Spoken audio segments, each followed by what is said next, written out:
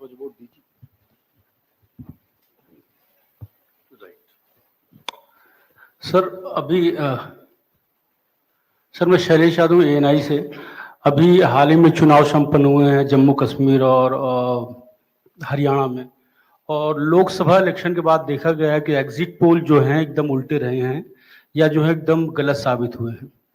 और इसको लेके पब्लिक में सवाल ये उठता है कि एग्जिट पोल में तो सरकार इनकी बन रही है और नतीजा उल्टा है, उस पर EVM पे सवाल उठाए जाते हैं, जिसकी शिकायत आपसे कुछ पार्टियों ने करी थी, जिनका एग्जिट पोल में ये था कि सरकार बन रही है और जब EVM का रिजल्ट आया तो सरकार बदल गई। तो इस तरह के एग्जिट पोल को लेके आपका क्या कहना है, क्योंकि सवाल जब उठते हैं तो आपकी तरफ से जो है बाहर नहीं आता है कि क्या इलेक्शन कमीशन सोच रहा है इस पे। Last row, madam was raising the hand, please. Yes. So just wanted a clarification for the assembly constituencies and parliamentary constituency by polls. So it's Wayanad and Nanded, the two parliamentary constituencies voting, right? Yes. Yes. Yes. There is a EP. There is a EP pending. Yeah. Gentlemen in the, yes, please. Sir I am Sandeep Rajgolkar from TV9 Marathi.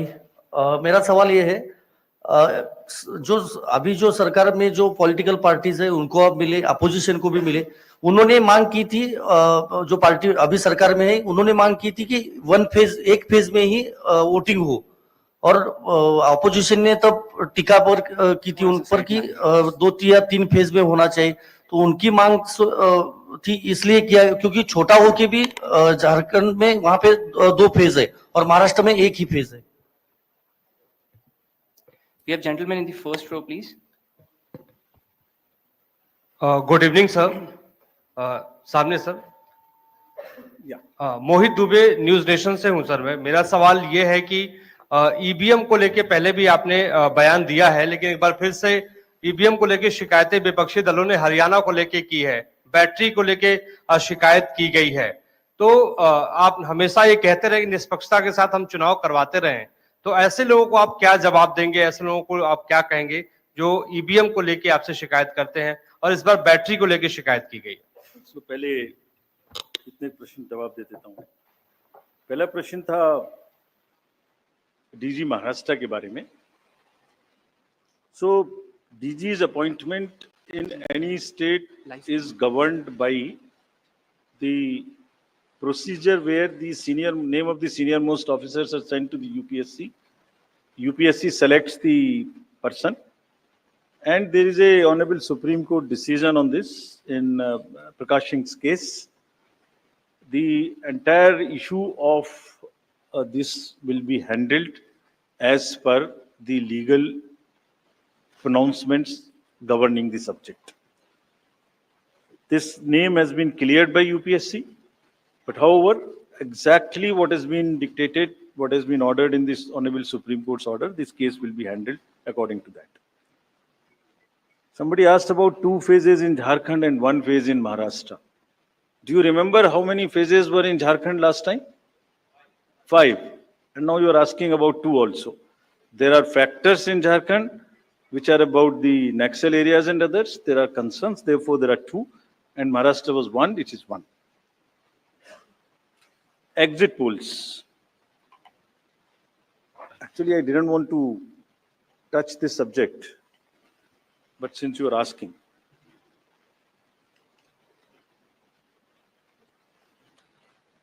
Exit polls के आने की वजह से, exit polls के एक expectation set करने की वजह से एक बहुत बड़ा, लेट मी एक्सप्लेन, एक बहुत बड़ा डिस्टॉर्शन पैदा हो रहा है। ये आप सब लोग यहाँ हैं, ये एक आत्मचिंतन का और आत्ममंथन का भी विषय है प्रेस के लिए, खासतौर से इलेक्ट्रॉनिक मीडिया के लिए।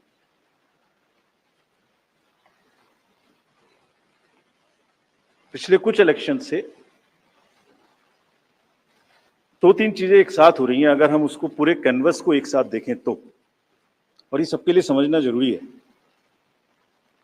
पहले एक एग्जिट पोल आता है जिसकी हम उसको गवर्न नहीं करते, जो जो एस्टेब्लिश्ड रिजीम है, स्टैट्यूटरी एंड जुडिशियल रिजीम, उसमें हम उसको गवर्न नहीं करते। लेकिन एक खुद के आत्मचिंतन की जरूरत जरूर है कि वो उसका सैंपल साइज क्या था, उसका सर्वे कहाँ हुआ, उसका रिजल्ट कैसे आया। अगर मैं उस रिजल्ट से मैच नहीं किया तो मेरी क्या रिस्पॉन्सिबिलिटी है, कहीं कोई डिस्क्लोजर्स हैं कि नहीं है, ये सब देखने की जरूरत है बहुत सख्त। there are bodies which govern this. There is NBSA, there are other bodies which self-regulate, and I am sure the time has come that the associations, bodies which govern will do some self-regulation. Because इसी से जुड़ा हुआ दूसरा विषय है जो कि बहुत ही इंपॉर्टेंट है। जिस दिन पोलिंग खत्म हुई उससे रफली थर्ड डे काउंटिंग होती है। तो आज शाम को 6 बजे से एक एक्सपेक्टेशन राइज हुई। सबने सोचा ये होने वाला है, जिसका कोई साइंटिफिक आधार, जिसका कोई लीक पब्लिक में डिस्क्लोजर में नहीं है। जब काउंटिंग का समय शुरू होता है तो 8:05 और 10 से रिजल्ट्स आने शुरू हो जाते हैं, जिस नॉनसेंस। आप बताइए, मेरी पहली काउंटिंग 8:30 बजे शुरू होती है और हमारे पास प्रमाण है इस बार कि 8:05, 8:10, 8:15 पर आने लगा इतने की लीड, इतने की लीड, इतने की लीड, इतने की लीड। ऐसा तो नहीं है। I am just posing question, we are not gone into this. But ऐसा तो नहीं है कि एग्जिट पोल को जस्टिफाई करने के लिए वो शुरू में ट्रेंड्स आ गए कि हमने तो ऐसा कहा था, वैसे ही ट्रेंड हो रहा है, बाद में जो होगा वो होगा। और अचानक से पहला रिजल्ट एक राउंड का 8:30 बजे जब काउंटिंग शुरू हो रही है तो 9 बजने में 10 मिनट, 9 बजने में 5 मिनट से पहले 20 मिनट भी लगेंगे एक राउंड में, तो आ ही नहीं सकता। और हम उसको 9:30 बजे वेबसाइट पे डालते हैं, 9:31 पे एग्जैक्टली। कभी भी देख लीजिए एक के बाद एक। 9:30 पे हम उसको अपनी वेबसाइट पे डालते हैं, फिर 11:30 पे डालते हैं, फिर 1:30 पे डालते हैं। चलिए, आपके कोई कॉरेस्पॉन्डेंट वहां मौजूद थे, उन्होंने पहले बता दिया। प्रोसेस काउंटिंग में रिजल्ट को स्क्रीन पे दिखाना पड़ता है, एजेंट के साइन लेने पड़ते हैं, ऑब्जर्वर से जस्टिफाई कराना पड़ता है, तो ऑफिशियल साइट पे आने में आधा घंटा लग सकता है। लेकिन 9 बजे से 9 बजने में 10 मिनट से पहले कैसे आते हैं? और उससे क्या होता है, एक तो एक्सपेक्टेशन है एग्जिट पोल्स की, उसके बाद 8:45 बजे तक मैंने दिखा दिया उसी के मापदंड से कि वो लीड कर रहे हैं लोग। तो वास्तविक रूप से जब वो एक्चुअल रिजल्ट्स आने शुरू होते हैं तो एक मिसमैच होता है, and that mismatch is also giving this can lead to serious issues sometimes. Even the gap between expectation and achievement is nothing but frustration. So ये एक विषय ऐसा है जिस पर हम तो नहीं, हमारे हाथ बंधे हुए हैं, लेकिन एक कुछ ना कुछ मंथन की, कुछ ना कुछ, एंड आई एम श्योर जब इस देश में, जब कंट्री में इस तरीके की जरूरत होती है तो एक सेल्फ करेक्शन हो जाता है। तो सभी रिस्पॉन्सिबल लोग इसका सेल्फ करेक्शन जरूर करेंगे, I am sure about it. EVM के बारे में आपने फिर से पूछा।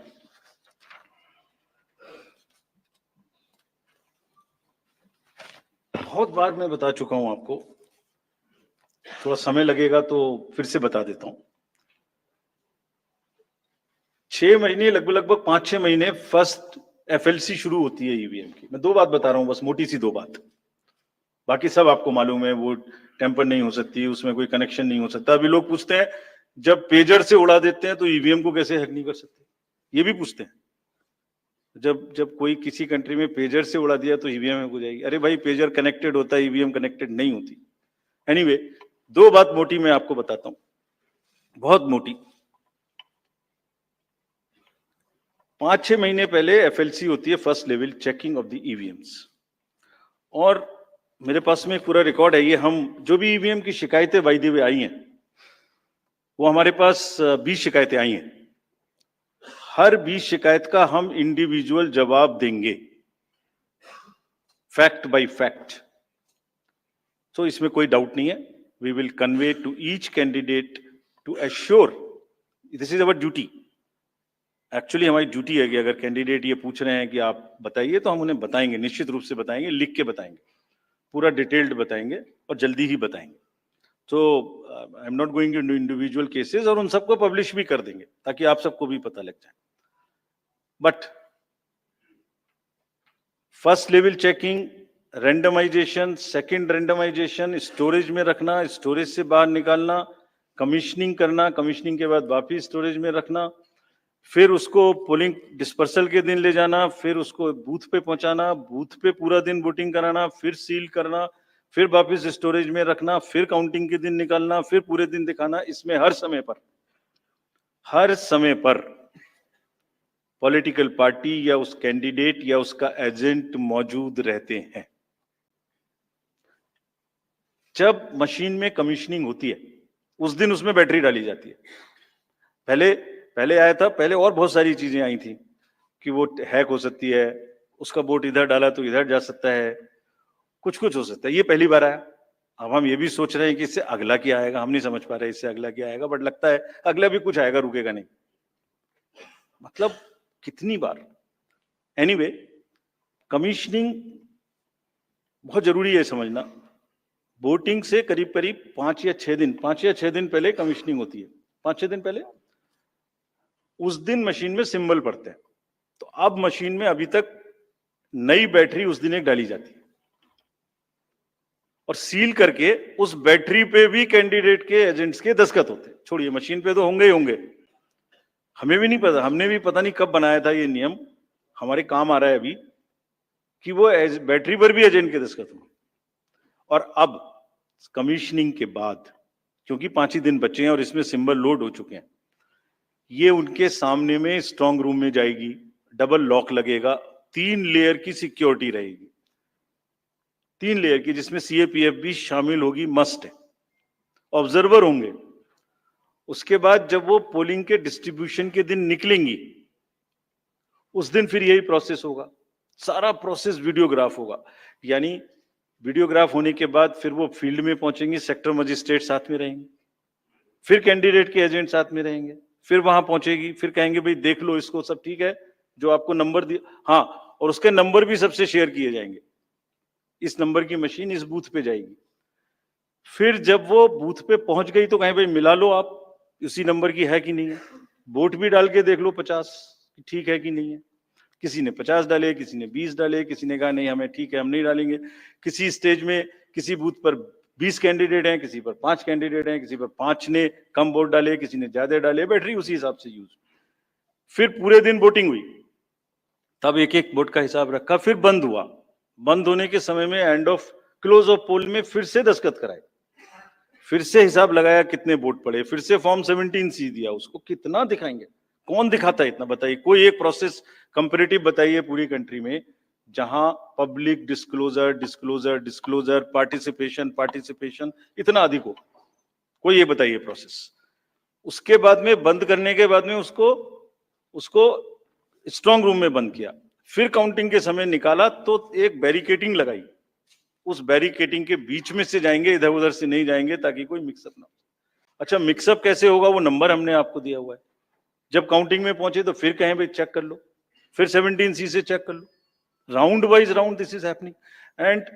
And there is a provision for objecting to any of the issue relating to this at any stage, which has not happened. So हम इंडिविजुअल जिसने, वो बिल्कुल सेफ है, बिल्कुल रोबस्ट है। अच्छा, और मैं बताता हूं आपको, आप पिछले 15-20 इलेक्शंस देख लीजिए, it is giving results after results differently.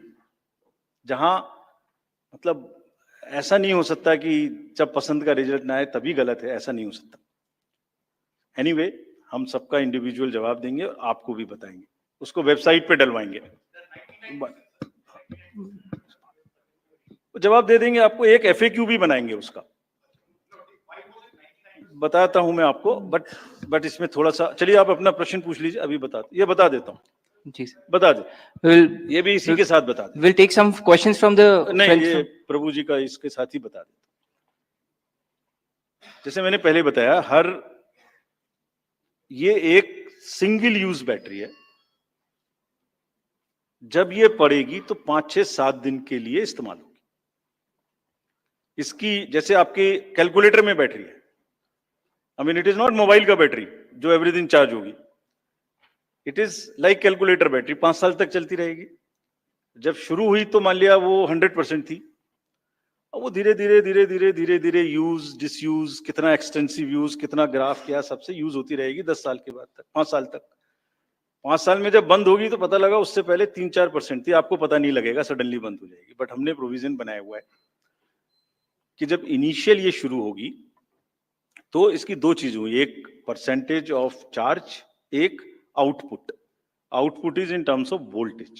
It's a very low required voltage which the machines require.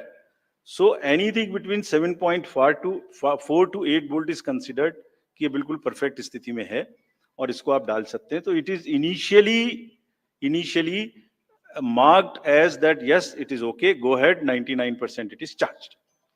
Now after commissioning के समय में भी मॉक पोल की जरूरत है, पोलिंग स्टेशन में भी मॉक पोल की जरूरत है, नंबर ऑफ कैंडिडेट्स भी अलग अलग है. सो ये एवरीथिंग कैन डिफर डिफरेंटली. और जब भी वोल्टेज 7.4 से नीचे आएगी तभी ये एक्चुअल वो दिखाना शुरू कर देगी. This is how it is designed. And अगर 5.